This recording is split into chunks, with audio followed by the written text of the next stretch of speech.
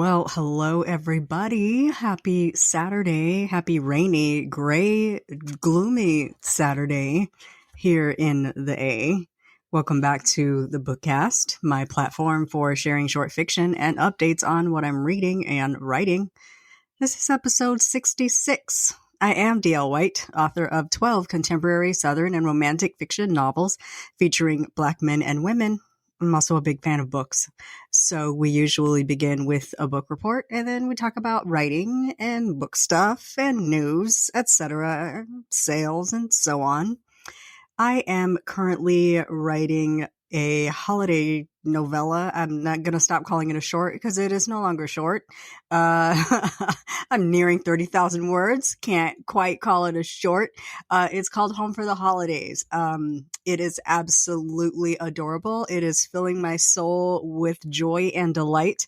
And I'll talk about it in the writing update. I'd love your support of this podcast. If you would like to, please head to my support site at buymeacoffee.com/booksbydlwhite. There you can offer a one-time or recurring monthly gift, which I greatly appreciate. To those who have sent a little extra, I truly, truly appreciate your support of the show. It comes whether you support or not, because I have things to say and I'm going to say them here on this show. I just greatly appreciate those who throw a little bit into the bucket to help me keep it going. The other way you can support is to buy my books.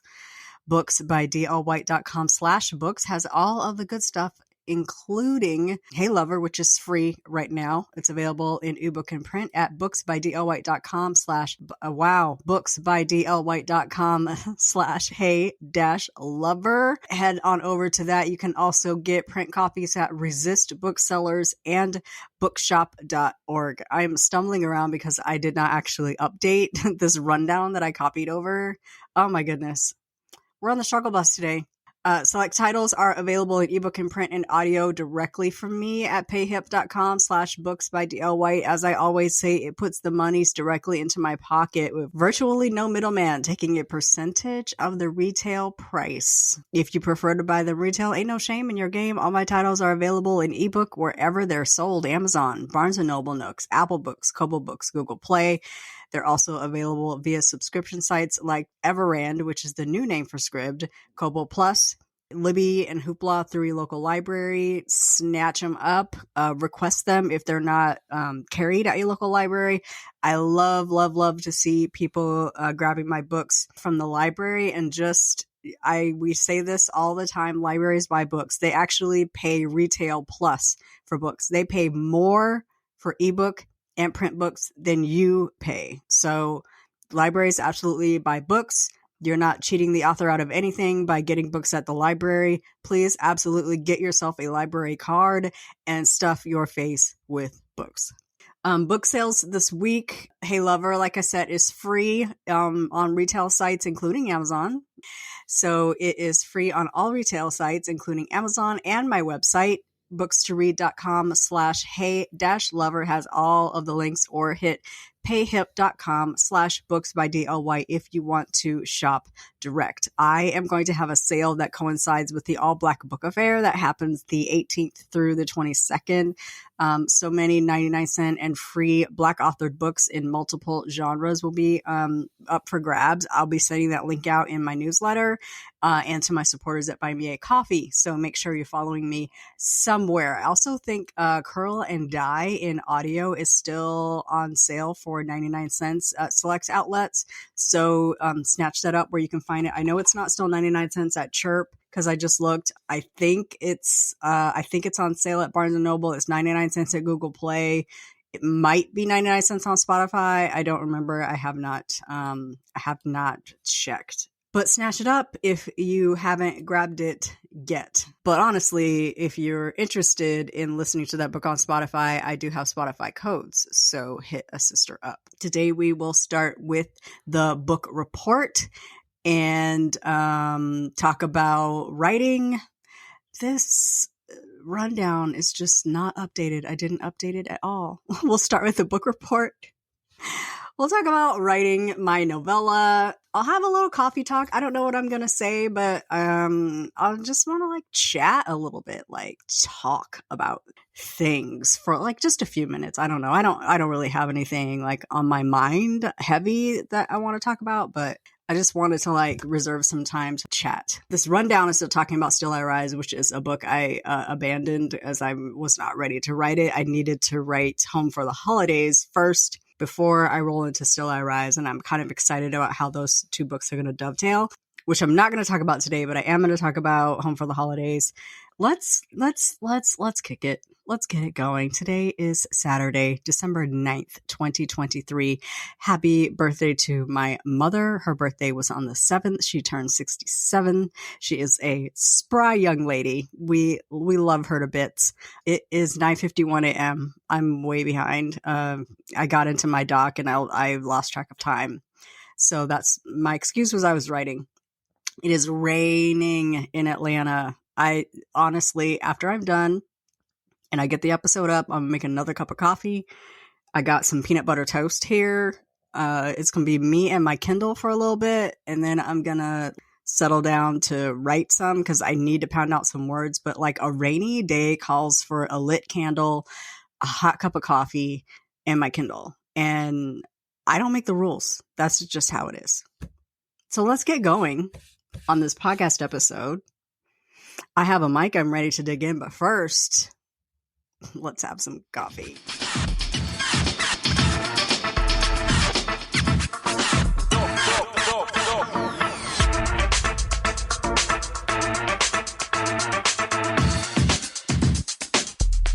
All right. Let's kick it. We begin, as always, with the book report because I am a bookhead. If I'm going to do anything, I'm going to read a book and be real excited about it. I have read 169 of my challenge to read 175 books this year. I am 5 books ahead on my Goodreads challenge. Can't stop, won't stop. I am 100% not worried about it at all because I have between the 18th and January 3rd to absolutely read my face off. So even if I was behind, I would have more than enough time to catch up. But as it is, I'm 5 books ahead and I have, like 6 books to hit my goal. I mean, if I had time this week to read, I could knock it out this week with some holiday shorts. But, I'm going to be fair and do it the quote unquote right way. There is no right way. Just put books into your face and read them. But anyway. So this week I read 4 books and I'm slinking back in here to tell y'all about the author. I said I was going to stop reading, but then I decided to read their recent release and it was a disappointment. And, if you're shaking your fingers at me, I know. After Dark by Minka Kent was not a good read. I did not really enjoy it. Like in the beginning, it was suspenseful in the beginning. And then it just kind of fell apart. Like so much of this book just didn't make sense. I'm trying to remember this story because I read it early in the week and it kind of ticked me off really bad. It does have 4 stars, which I don't really understand. Like it literally doesn't make sense. Like certain plot points don't. So here's the story. She's a pariah with a killer past. Her bid to escape it is nothing short of terrifying in a heart-pounding novel of suspense by Washington Post and Wall Street Journal bestselling author Minka Kent. First of all, this book was not in any way suspenseful. I mean, the beginning was a little, but not really. Afton Teachout has been an outcast in her small town for 20 years, ever since she was accused of murdering her mother's lover in a blackout fit of rage. That is, if one believes the malicious lies. Living with her grandmother, working a hotel night shift, and relying on pills to get a day's sleep, Afton is due a little luck. It comes in the form of an unexpected financial windfall. With her newfound wealth, Afton sets a secret plan in motion to help her, not only her friend Signe, flee a toxic husband, But the best intentions soon spin out of control. Afton is getting unsettling calls from a restricted number, and someone has been lingering outside her home.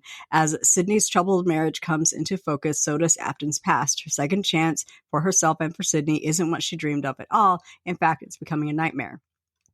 Let me just tell you that blurb had zero to do with this story at all. The blurb is absolutely misleading. That's really not what the book is at all. I definitely wanted more. The book started out at a super brisk pace. I like when the author just dumps you like right in the middle of it and you have to like swim your way out. But so much of the book just didn't make sense. There's just too much that's like convenient. And then like, I think Minka Kent is kind of famous for these really ridiculous storylines where like it was all a dream, or it was, imagined, or the character is, psychotic and, thought up that plot point or that story point. Like I was reading in the acknowledgments, and she has both a developmental and a content editor. And I'm like, what did they edit? Like, how bad was this before? Because this book, it just didn't make sense. It was senseless. It was absolutely senseless. I'm upset that I spent my time on it. I am really for serious done. No more. We're done with this author. So then I moved on to the Miss Brenda Jackson, who completely redeemed my reading week with a Steele for Christmas. A super, super good book. Loved it. It's one of those, I always say I don't like fake romances. And I don't, but sometimes one of my faves write one and then I'm tricked into reading it because I don't read the blurb. And, yeah, so this is kind of a faux romance, but like both characters are well aware that this is how it goes. And then you know what happens, what always happens in a faux romance. They're like, this is supposed to be pretend. I can't be falling in love with you. It was a very good read. Brenda Jackson don't really miss. If you go into it, just go into it expecting a good book. Brenda Jackson don't really miss. I read There Goes the Bride by Tay Russ, which was a cute shorty. I think this is about 7 to 9 chapters about a runaway bride. Loved it. The premise to Still I Rise involves a runaway bride, so I was very interested in reading this. Tay is always, good for a nice read. I'm mad I had to put it off for so long, but I had a super busy work week and I just couldn't get to it until yesterday. I also read Finding Christmas with the character named Kristmas by Bella J. This is number 1 in the Jacobs Brothers series. I believe I have already read Cookie Dough, which I think is book 2-ish in that series. Not bad for my first. I thought it was my first Bella J, but I have read Cookie Dough. So not a bad read at all. The characters are really too young for me. But when I am looking to finish up my Goodreads challenge and I need something that I can like read and enjoy and not have to like dissect and, don't make me think. Sometimes I just need to just like grab a book that just reads well. So there was that. I am currently I'm still reading A Promise Kept by Anissa Garcia. I just really haven't had too much time to dig into this book. As I said before, I don't really read white romance. The style is different. The cadence is different. The culture, quote unquote culture, is different. I'm not used to reading that. And so it goes slow for me. I am committed to finishing it. I think I'm about 50% in. So I'm going to try to finish that maybe Sunday afternoon. I want to read some Freida McFadden. She's very popular right now. Even my non-book talk friends are talking about it. Like my friends that I've had for 20 years are like, I just started reading Freida McFadden. She's really good. And I'm like, what is happening? Why is everybody reading Freida McFadden right now? I'm going to dig up some books and maybe try to get into her like the last 2 weeks of the year. Also want to read more holiday romances while I'm writing one. I got to read one. So that's what's happening in my reading life. I have another busy work week coming up. It's my last work week of the year. So I am expecting it to be a doozy. I have 2 days in the office.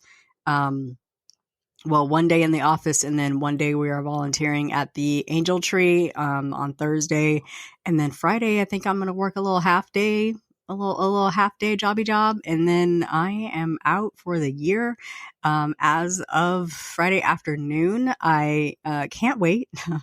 Super excited about not having to work for a couple of weeks. I'll probably like check in with email and whatnot, but I do have a long list of tasks that I need to complete before I am out for the year. So it will be a busy one. I also have a book I'm trying to finish. So it'll be a busy one. For the writing update, speaking of the book I'm trying to finish, I've written 28,000 words in my novella. It is no longer a short. I can't believe I even thought it was only going to be 20,000 words. I'm at 28,000 words. I'm hoping I can cap it off at around 35K. The longer it is, the longer it will take to edit. I'm seriously thinking about just doing a proofread edit, not a heavy line edit, so it can be out before the end of the year. It is not a serious release. It is like a filler in between, 2 full length novels. But I do want the story to be good. I want it. I don't want to truncate the story just for word count sake.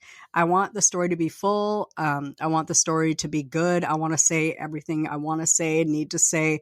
And I feel like the characters deserve to get a full story. So I'm going to write what I feel needs to be written.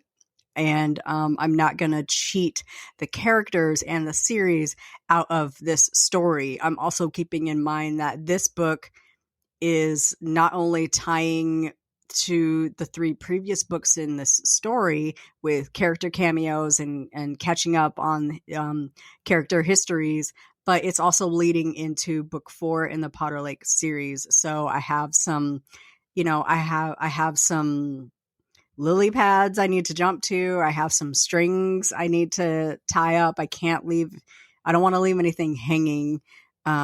So I'm being very careful about how I write and what I tie to. If I bring up somebody in this book, I got to follow up with them in the next book or books after. So, not a whole lot of new characters except for Reed and Sabrina. So, it's going though. I'm really enjoying writing it. Potter Lake is I would say Potter Lake and,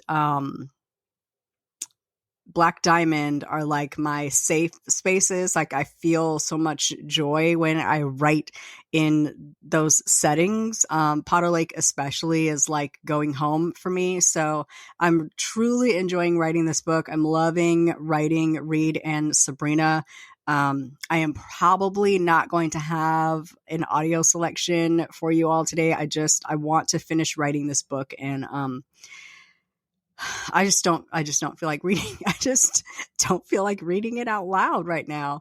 I will try to have something before the book is out, but I just at this point in time, I don't have it in me to record anything from this book. I just also had an idea for like another super short, but we all know I cannot write short, so I don't even know why I'm entertaining the thought. But I could write that and then, and read it for the podcast. I don't know. We'll see what happens in the last 2 weeks of the year. You know what I'm saying?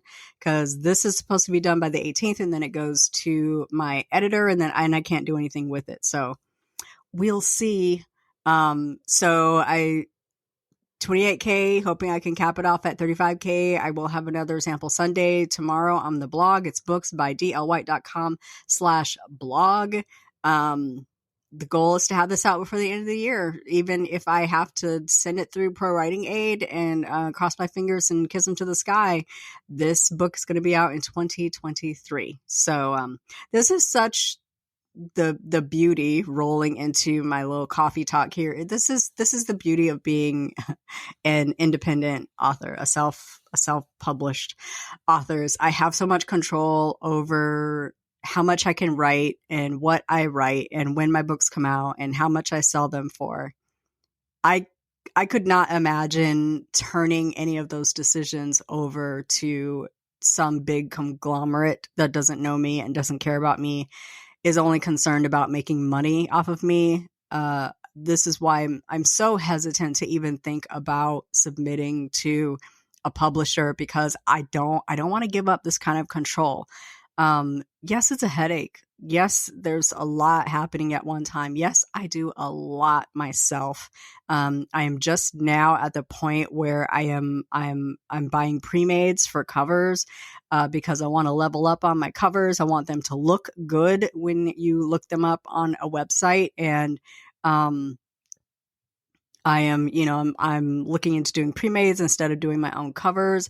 That is just a point where I got to where I needed to sort of expand the team, as you were, to level up to where I need to be. I want my books to sell themselves. I want people to want to read it from the cover alone. And I love all the covers that I have done on my own. I just want to level up a little bit. So, I'm looking at, pre-mades. I'm looking at cover designers. I don't have a ton of money to put into that. And I've saved a lot of money by doing them myself.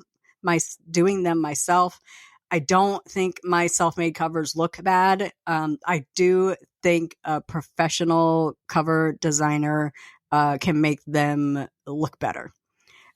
So, yes, there's a lot that goes into publishing myself. There's a lot of tasks on the list. There's a lot of money that gets laid out. I try to save, every penny that I can. I do my own formatting.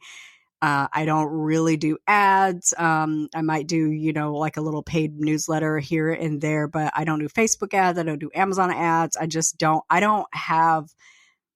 don't have the kind of writing career where that's a good spend for me. It is just wasted money. Either I don't know what I'm doing, or people aren't looking for my books, or the covers don't sell well, or, the blurb is not quite right. I don't have the time and the bandwidth to really dig into why I only make a couple $100 a month on books. I also think my audience is very insular. All the people that I hang out with have already read my books. The readers that I have, they've already read the books. How do I bust out of that? How do I become known outside of the circle that I am already known in without feeling like I have to play to a readership that isn't mine? I can't capture the under 35 crowd because I don't write for them. My characters are for sure over 30, over 35. Lately, my characters have been mid 40s. I can't capture the Gen Z crowd. I can't, those readers are too young for my books. How do I break into the readership that wants to read seasoned romance, that wants to read people over 30 with real jobs? Reed is a real estate developer and Sabrina is an asset manager for a bank. Is that very sexy? No. Those are real careers though. Those are real jobs. I just get tired of reading the model and the, I don't know, what's a really popular job that a romance hero has. I want to read people with regular jobs, living regular lives. And some of them have money and some of them don't. But, even if you're rich, you'd still want love. You know what I'm saying? So I was listening this week to Sarah Cannon. She runs Heart Breathings. She runs she has the HB90, which is a planner, I think, for authors. She has a bunch of courses. She teaches classes. She has the planner. She writes books. She has a YouTube channel. She was on Draft to Digital Live last week, just talking about the joy of writing, like getting back to the joy of writing and deciding what you are and aren't going to participate in to keep that joy up. And I'm fully in that. I am fully in that, because this year I feel like I finally got back to the joy of writing to tell a story and not writing to sell a story. I was very disappointed with the reception to Elysium, but I also realized it's a seasonal book. It is a summer book, and it didn't come out until almost September. And so I really missed my window as far as when that book would have been a popular read. So do I start promoting Beach Thing and Elysium early in the year next year? You betcha. Like starting March, April is when I start pumping that book. I think I've said before that Beach Thing was a sleeper. It was a very slow sell. And then like a couple summers ago, some friends on Book Talk decided to read it.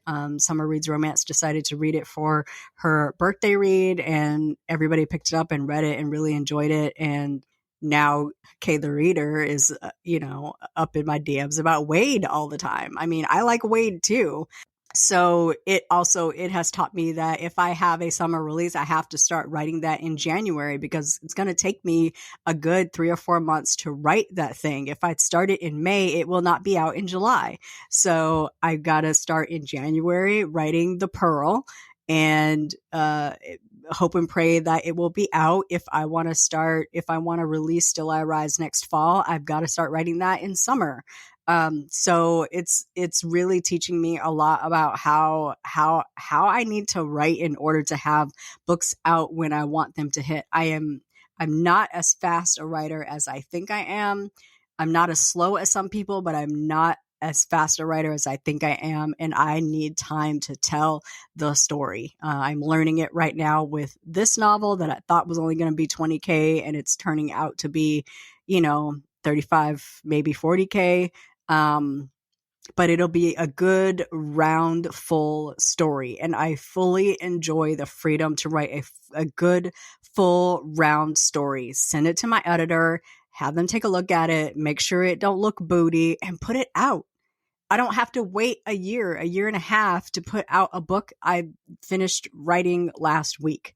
So, I love that. Anyway, Sarah was talking about getting to the point where she had to cut some things off, and she had to decide what was important and decide what to put her energy towards. She's redoing the HB90 planner, and so she has a lot of updates to that, and that had to be a priority. So some things had to come off the to-do list. She was doing, a live Twitch something stream that had to come off the to-do list because there's other things that have to be done. I'm fully with that. She said that, she was so happy to be helpful to so many authors, but she was spending a lot of time in her DMs explaining how to do things, how to set your book free on Amazon, how to how to do certain things. And her husband was like, look, if you would just start a YouTube channel, if you would just write a course, if you would just create a planner, if you would just write the book and sell that, and then like kind of follow up with consultations, you wouldn't spend so much time in your DMs for free helping other authors. And like, I'm not the type of person that's like, yeah, I'll help you, but run me a check. But I also am the type of person that's like, I was writing and then I stopped writing to help you with a thing that isn't a 2 to 3 sentence answer. It's a course. It is a 6-week, here's how you do that, and here's why you do it this way, and here's the philosophy, and here's how the algorithm works, and here's how Amazon versus Barnes & Noble versus Apple Books versus Google Play. Here's why you want to sell books at your own website. Here's why you want to have a newsletter. Here's why you need a website. All of that is stuff I am so happy to share with people for free, but I will not sacrifice my writing time to be in my DMs all day, all night. Now, if you're in my DMs and I have helped you put something up for sale, I'm thinking about Nikki Blair, don't even write to me talking about, okay, I won't email you no more. You best email me. If we have been talking in DMs and I have been telling you, hey, if it's me, this is what I'm doing. Here's what I did. I think you should do it this way.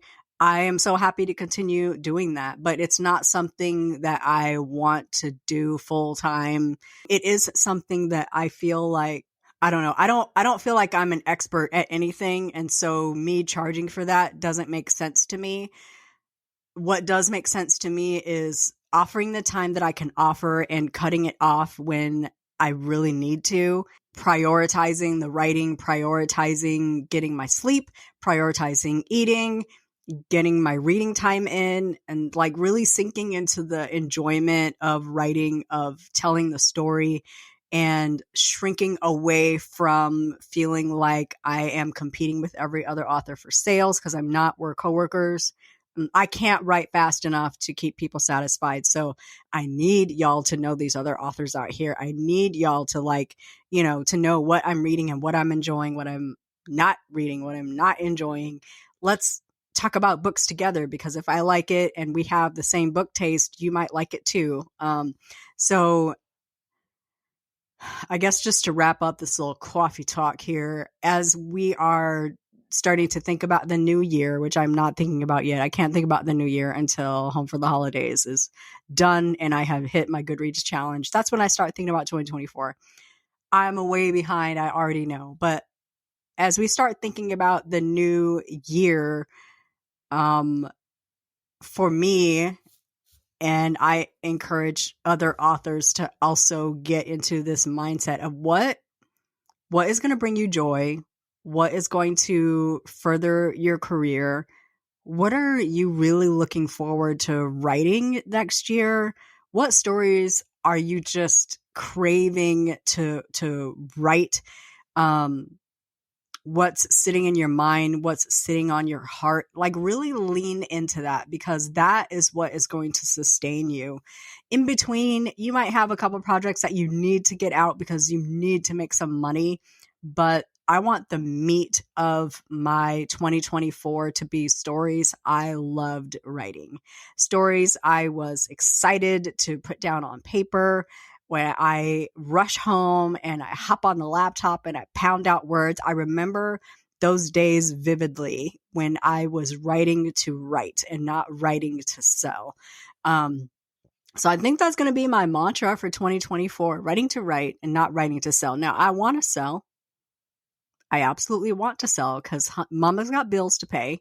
So far, I'm pretty self-sufficient. I pay for my website and all my subscriptions. I got, my Canva, my deposit photos, everything that I use to make all my own promo and all my own covers and all of that stuff.